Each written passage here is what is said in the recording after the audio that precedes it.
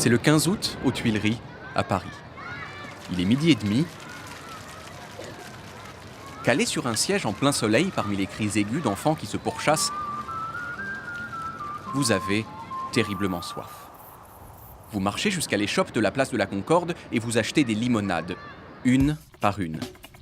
La première vous emplit d'une volupté profonde, à la seconde, le plaisir est un tout petit peu moins intense, à la troisième, vous êtes saturé de fraîcheur et de sucre et vous décidez de ne plus boire du tout. Sans y paraître, vous venez de démontrer une loi fondamentale de l'économie qu'on appelle le principe de l'utilité marginale décroissante. Plus vous consommez un bien, plus le plaisir que vous tirez de cette consommation diminue. Cela s'applique à toutes les catégories de biens, ou presque. Car à quelques mètres de là, un quatuor à cordes joue un morceau de Schubert. Vous ne connaissez presque rien à la musique classique, mais vous connaissez ce morceau, car un professeur de musique vous l'a fait écouter en classe de 4e. Vous vous approchez et vous reconnaissez les trilles touchantes qui vous avaient marqué à l'époque. Contrairement à la limonade, cette seconde expérience de Schubert vous apporte plus de satisfaction que la première. Satisfaction qui grandira encore lorsque vous l'écouterez pour la 3e fois. Schubert vous fera peut-être apprécier Beethoven, qui lui-même vous mènera vers Brahms.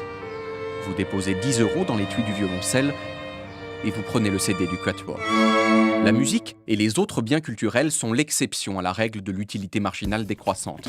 Plus vous consommez de musique, plus vous lisez de livres, plus vous fréquentez les musées, plus la satisfaction que vous retirez de ces consommations augmente. Mais il faut que cet enchaînement soit amorcé. Dans votre cas, c'est l'État qui a joué ce rôle d'amorçage en vous offrant, par le biais du professeur de musique, une première dose de Schubert. Et c'est à cette première dose gratuite que l'économie française doit à présent les 10 € que vous venez d'y injecter. Vous remarquez alors 2 jeunes touristes américaines visiblement perdues.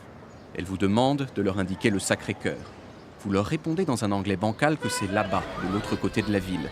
Elles sourient et complimentent votre accent crémeux avec des superlatifs en ing.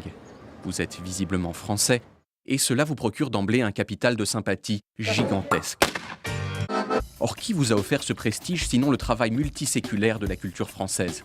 La grande cuisine, les films de la nouvelle vague, la littérature libertine.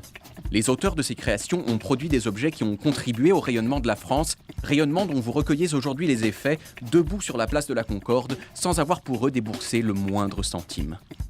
Vous ne le savez toujours pas, mais vous êtes en train de profiter de ce qu'en économie, on appelle une externalité positive. Le marché libre étant incapable de la prendre en compte, c'est l'État, par l'intermédiaire de la subvention, qui doit décider de son importance. Tous les trois, vous prenez alors un taxi qui traverse la ville. Arrivés au Sacré-Cœur fraîchement rénové, vous payez le chauffeur avant de choisir un café pour la vue merveilleuse qu'il offre sur le monument. Et vous passez votre soirée à boire des cocktails compliqués. Les limonades des Tuileries, le disque de Schubert, le taxi, les cocktails. Auriez-vous fait tous ces achats si à 2 pas de vous ne se trouvait pas un espace public qui valait qu'on s'y attarde ?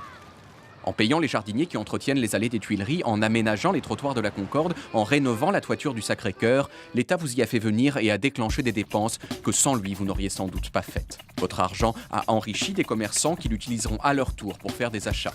C'est ce qu'on appelle enfin l'effet multiplicateur de l'investissement culturel. En une demi-journée, vous avez illustré successivement 3 grands principes économiques qui justifient chaque année l'investissement public dans la culture.